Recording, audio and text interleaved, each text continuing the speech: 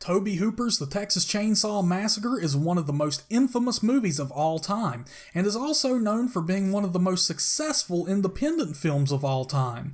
It would serve as inspiration and pave the way for other indie filmmakers around the world. However, a lot of things went on behind the scenes for this film to get where it's at today. That being said, let's take a look at some things you didn't know about the Texas Chainsaw Massacre. Did you hear that?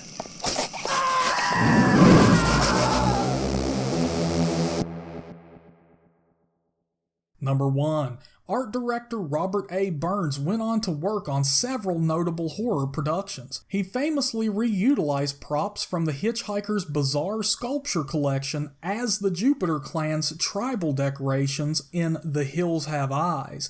He would also work as art director on Tourist Trap, The Howling, Full Moon High, Microwave Massacre, and Re-Animator. Number 2. While shooting the dinner scene, Marilyn Burns was actually cut on the finger when Leatherface cuts the tip of her finger to feed Grandpa.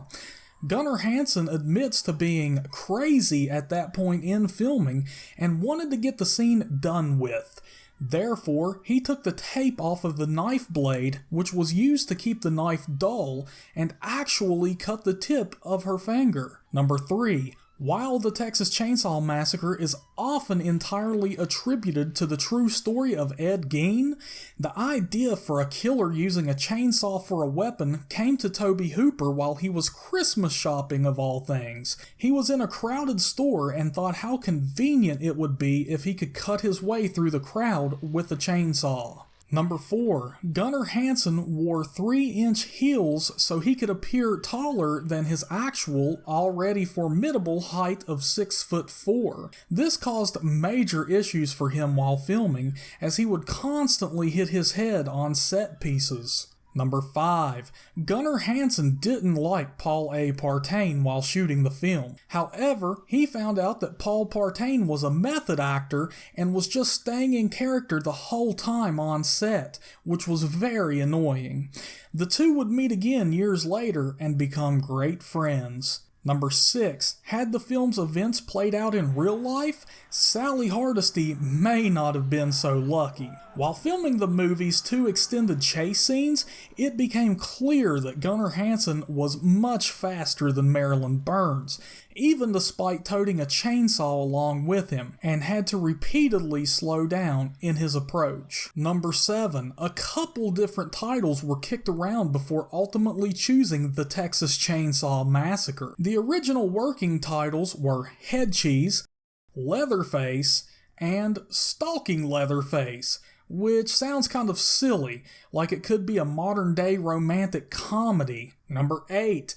The narrator at the beginning of the film, John Larroquette, says that he was paid with a joint for his participation. Number 9. Despite seeming entirely inarticulate, Leatherface's grunts and mumbles are actually listed out as lines in the script. Not that they're any more understandable that way.